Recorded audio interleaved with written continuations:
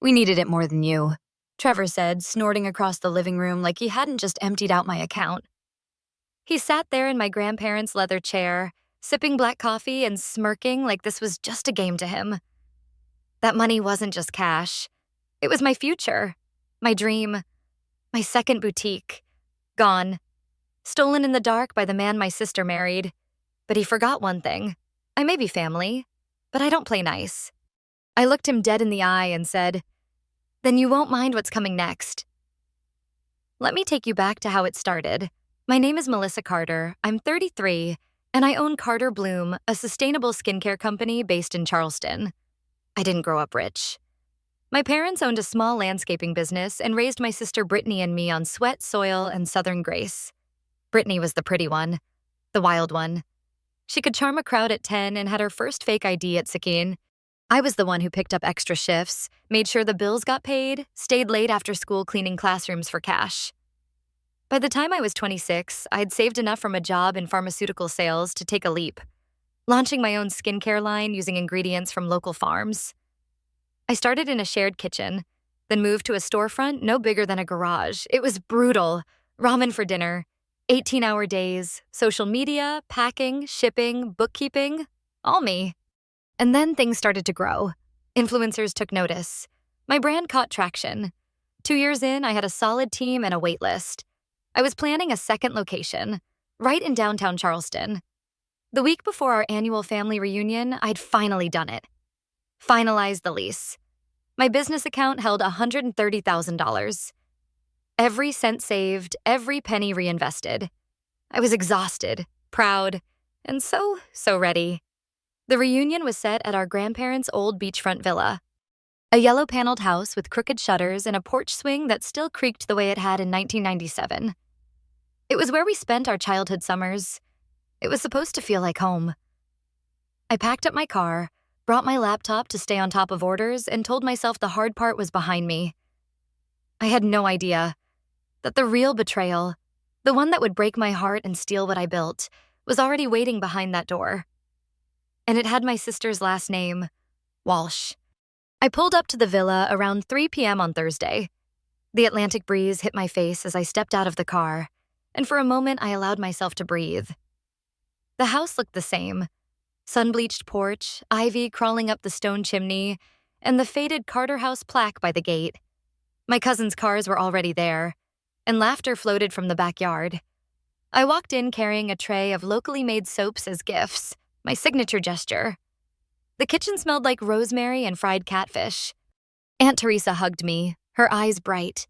"You've been glowing lately, honey. That business must be treating you well." I smiled, brushing hair from my cheek. "It's been good. Really good. I just signed the lease for a second location downtown."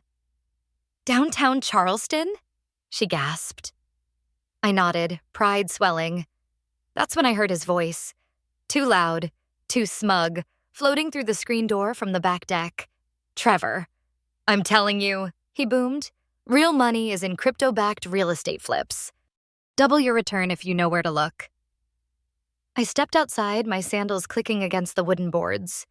He turned, sunglasses perched on his forehead, holding a glass of bourbon with too much confidence.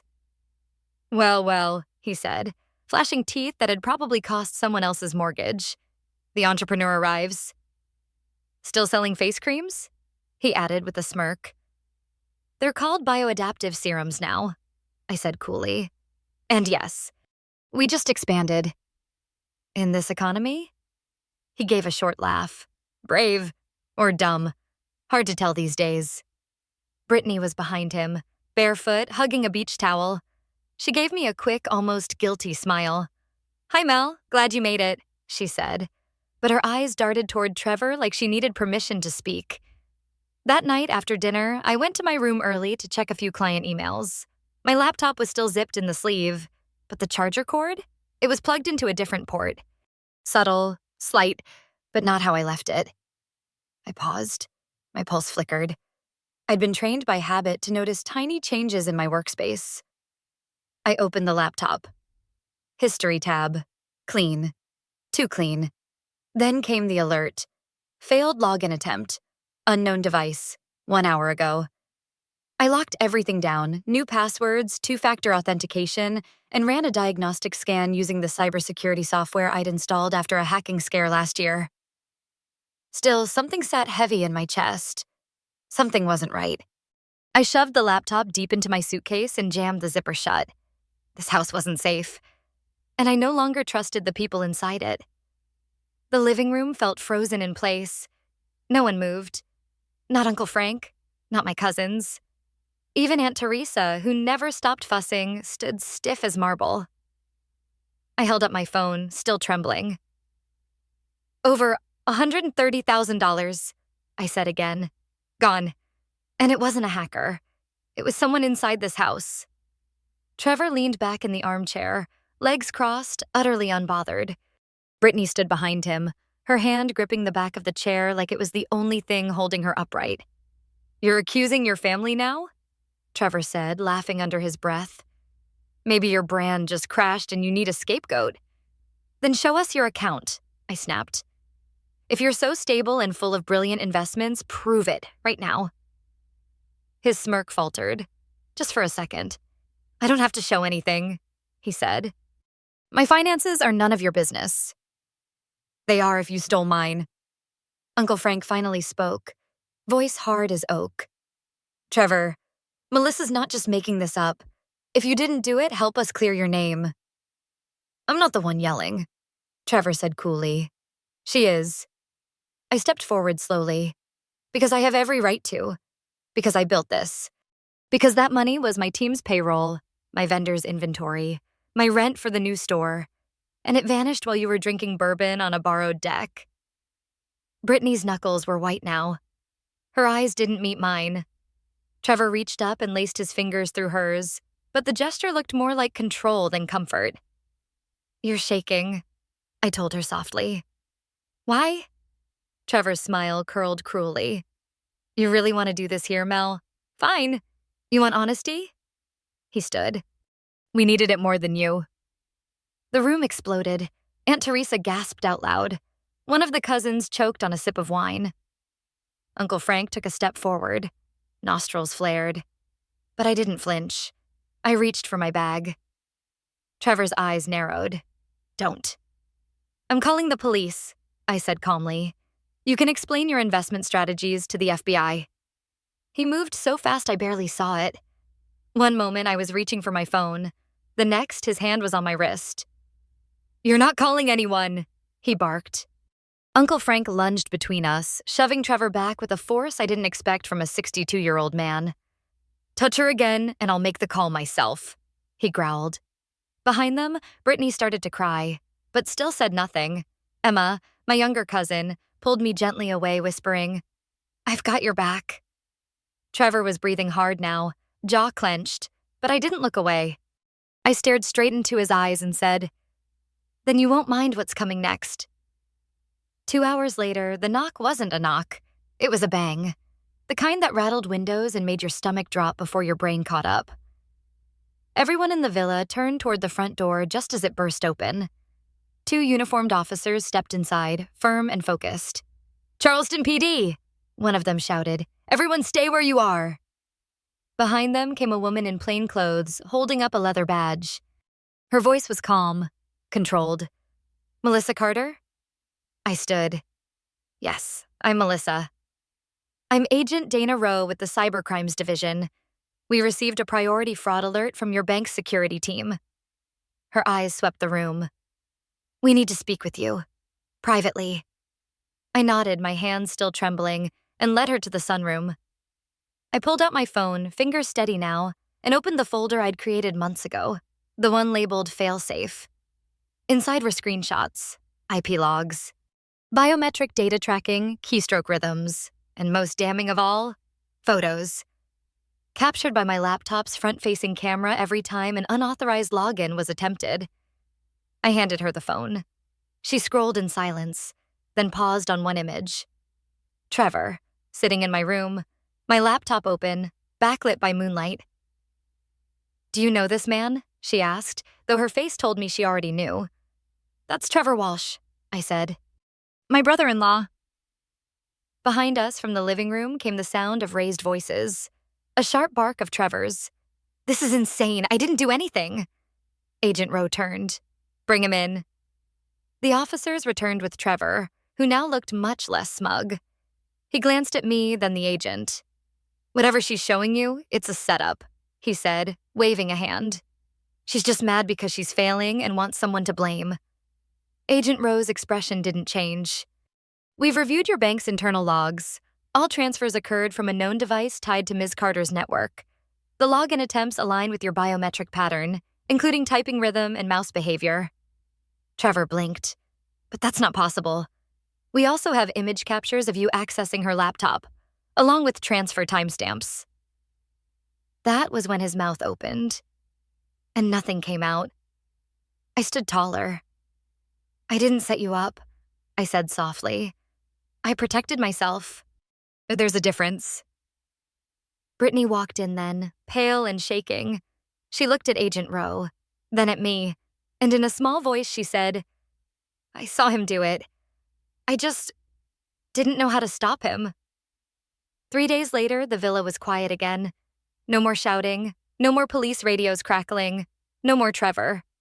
He'd been taken into custody, facing charges for wire fraud, identity theft, and unauthorized access to protected systems. The cybercrime unit said the evidence I had, security logs, IP matches, and facial captures, would make conviction almost certain. And the money? The bank had already begun the fraud recovery process. They estimated I'd get back between 90 to 95% of what was stolen. The remaining amount would be covered by my business's cyber insurance. But truthfully, it wasn't just the money that had shaken me, it was the knowing. The knowing that someone I'd let into my life, someone who'd eaten at my table and smiled at family dinners, had calculated the exact hour I'd be downstairs making dessert and used it to empty my life's work. I didn't sleep for 2 nights. And then Brittany knocked on my door. She was wearing one of Dad's old sweatshirts, sleeves covering her hands like she was still that 15-year-old girl who used to sneak into my room after nightmares. She didn't speak at first, just sat on the edge of the bed. Then, finally, "I knew," she whispered. "Not all of it, but enough. Enough to feel it in my gut." He'd take my phone sometimes, watch who I texted, criticized everything I wore, called me selfish when I asked him to stop. Tears fell fast now, and I didn't stop her. I let her speak. "I'm so sorry, Mel. For not protecting you. For letting him get close. For not standing up sooner." I reached for her hand. "You were surviving." "I want to stop surviving," she said. "I want to rebuild." And she did. That week, Brittany moved into my guest room. She filed for divorce, changed her number, cut all contact with Trevor's family. She even dusted off her old nursing school application and signed up for night classes at a local community college. She started baking again, banana muffins, our mom's apple crumble. And sometimes she'd sing while she stirred, just like she used to before things got dark. For the first time in years, I had my sister back. And for the first time in my life, I realized that some victories aren't about getting revenge. They're about helping someone else stand back up and realizing the person you thought was lost was still in there all along. 1 month later, I stood beneath the soft morning light outside Carter Bloom No. 2, my second boutique.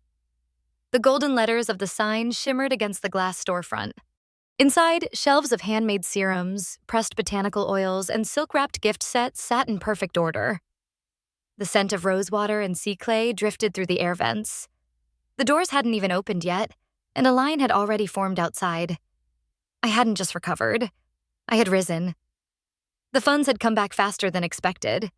The bank's fraud department credited 94% of the stolen money, and cyber insurance covered the rest. But honestly, the dollars weren't the real win. It was standing here, fully intact after someone tried to reduce me to nothing. Camille, my assistant, waved at me from behind the counter, smiling. "You ready, boss?" I looked around the space. Cream walls, reclaimed wood counters, and dried eucalyptus bundles hanging like tiny trophies. "Born ready," I said. We opened the doors at 10 a.m., and within 15 minutes, every corner of the boutique buzzed with life. Customers sampled products, complimented the design, asked for selfies, and shared how they'd followed our brand since the beginning. At noon, Brittany arrived. She wore a pale blue blouse and jeans, simple but glowing. Her hair was tied up in a messy bun, and for the first time in years, her eyes were completely clear. She walked in carrying a bouquet of wildflowers in a small envelope. "For the woman who taught me that survival is just the first step," she said, placing it in my hands. Inside the envelope was a handwritten note. "You were brave enough to protect what you built. Now I'm learning to be brave enough to build my own." I hugged her tighter than I had in years. Later that afternoon, a local journalist interviewed me for a feature on women-owned businesses. When she asked how I stayed resilient through the setback, I said simply, "I wasn't resilient because I had no choice. I was resilient because I knew exactly what I was worth, and I refused to let someone else define it."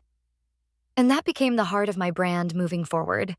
Not just skincare, not just organic products, but strength. Carter Bloom became a space where women felt safe, seen, and celebrated. A place born from betrayal, but built on something unshakable: truth. 2 months later, we returned to the villa. Not for a reunion, for a reset. It was Brittany's idea. She called me one morning while I was reorganizing the shipment room and said, "That house almost destroyed us. Let's take it back." So we did. We drove out on a quiet Saturday morning, just the two of us with a trunk full of paint buckets, gloves, and fresh rosemary bread from the farmer's market. No extended family this time. No wine-fueled chaos. Just space. Just sisters. The porch swing still creaked when I stepped on it. The front door still stuck for a second before it gave in. But the air felt different now. We scrubbed every window, repainted the shutters a calm shade of green. Brittany pulled out a hammer and fixed the bedroom door lock that had never worked. I replaced the rusted mailbox flag. We laughed when the ladder nearly tipped while I was cleaning the gutters. She caught it in time, just like she caught herself. Finally. In the dining room, we rearranged the furniture. The table where Trevor had once sneered at me now faced the window, sunlight spilling across the oak surface. Brittany placed a lavender-scented candle in the center and whispered, "It feels like ours again." We didn't talk much about what had happened. Not anymore. We didn't need to. The healing wasn't in retelling, it was in reclaiming. Before we left, Uncle Frank stopped by with a toolbox and an idea. "I figured the house could use a reminder," he said, pulling out a small brass plaque. He drilled it gently into the wall just beside the front door. Family doesn't mean ownership. It means protection. We stood there in silence, reading it over and over again. As we locked the house and walked back to the car, I looked over my shoulder one last time. The villa wasn't perfect. Some cracks still ran along the porch steps. The wind still howled through the chimney on stormy nights. But it was ours again, and this time no one could take that from us. Back in Charleston, business was steady. My second boutique flourished. Brittany started night school and brought flashcards everywhere, sometimes even labeling my skincare jars as practice. One evening, as we chopped vegetables, she turned to me and said, "You gave me something no one else did. Not protection, not pity. You gave me permission." "Permission to what?" I asked. "To stop pretending I was fine." If you've ever had to draw a line with the people who share your blood, I see you. And if you're still finding your courage, borrow some of mine. Because family doesn't give them the right to break you. Only you get to define your worth.